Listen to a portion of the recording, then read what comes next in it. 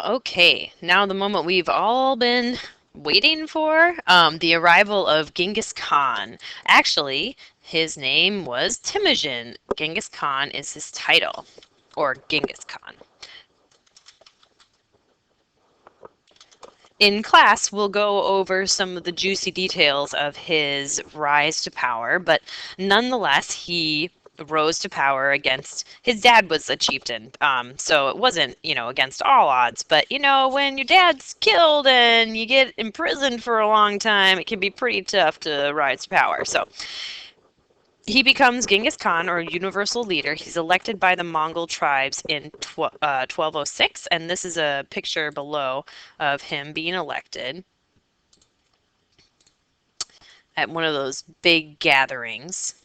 There he is sitting on his up there on his throne, and he is a brilliant general and a master of what's called steppe diplomacy. Steppe diplomacy is really a political strategy. So one thing that like for example Genghis Khan did was he always wanted to promote people based on merit, not nepotism, not who your dad was. And he was very courageous. So he was really a model for his fighters, his warriors. He required intense and gave intense loyalty, which, if you remember, that was a big part of their value system.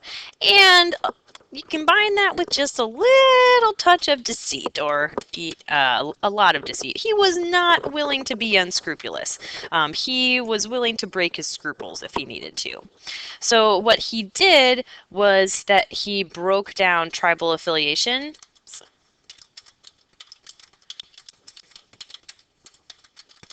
and made people more loyal to him in the Confederation.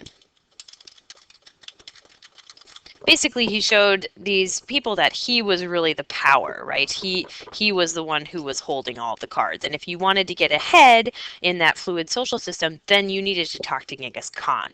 You didn't need to talk to whoever was the person who was ruling over you at the time. He needed to see you in action. He needed to see what you could provide for him. He created a powerful Mongolian fighting force, even though his army never was more than 125,000. Like I said, he was able to create the largest empire of all time. Through the speed and agility of these guys on their horses, he was able to create this vast territory.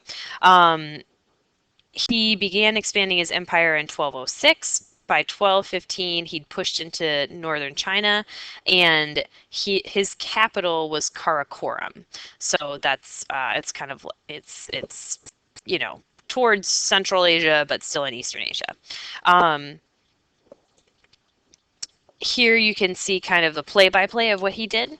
So by 1215, he'd pushed into northern China and defeated the Jurchen, who had dominated during the later Song period. So there's the southern Song dynasty, and then the northern Song, and the northern were taken over by them, the Jurchen, and then by Genghis Khan. He renamed their capital Khanbalik, or City of the Khan, and that's where the Mongols ruled in China later on. So that's where his son and grandsons ruled from. Um, and he was also moving into Persia, and there's Ghazni. If you remember talking about that place, another place to learn about a little later is Samarkand. That is right there. So he was traveling super quickly across and even getting into Europe, although, like I said, he never was able to conquer Europe. He was really not an administrator, might remind you of Alexander the Great a little bit in that way, and didn't really want to create a truly centralized empire. He was just all about the conquest. And he died in 1227. So that's his empire when he died. And here's a little bit more of a timeline, but like I said, you saw that on the map. 1215 China, 1219 Persia, 1227 death. And when he dies, his empire is divided between his four sons. So let me move this up for you.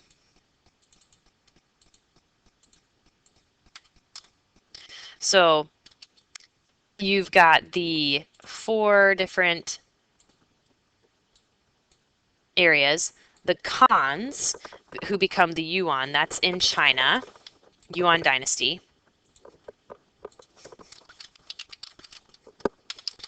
By far the one we know the most about. The Shankai Khans, which is a cool name, in Central Asia. The Il Khans, they are the rulers of Persia. Their first leader is Hulagu.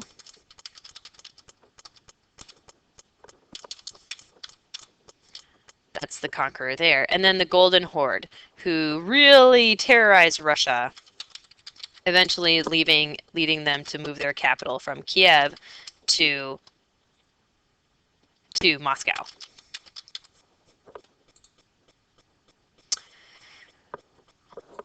All right, so here is the timeline of the empire. So this is a or a GIF, sorry, so I can't stop it, but you can see the expansion and how rapid it is, and then the division. So when we get to the division again, I'll tell you what everything is. Yuan, Shankai Tai, Il Khanate, and Golden Horde. So I'll do that one more time.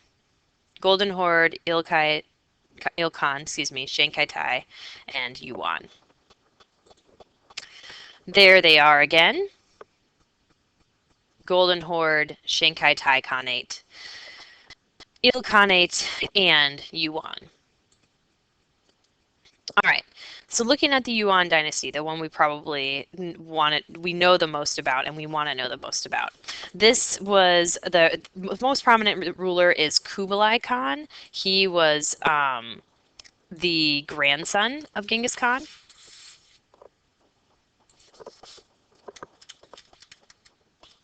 And he was a fierce warrior, but besides that, he supported his subjects culturally and religiously. He tried to, well, by 1279, he had conquered southern China too, so the Song dynasty. And this empire was extremely wealthy because they controlled a lot of the trade routes. Here's their printing technology. This is basically a piece of paper money that they had, and paper money was backed by the bullion, the gold, and the silver and stuff that was stored in the treasury. So even though he was supportive of his subjects culturally and religiously, in general, the Yuans were not. They really preferred foreign administrators to Chinese administrators. They really did not like the Confucian system. They really supported Mongol culture. They really looked down on the cultivators, what they called the Chinese. They did not. They thought agriculture was like, ooh, agriculture, blah. And then they didn't promote Confucianism, and instead were very intrigued by Lamist Buddhism, which today is in Tibet.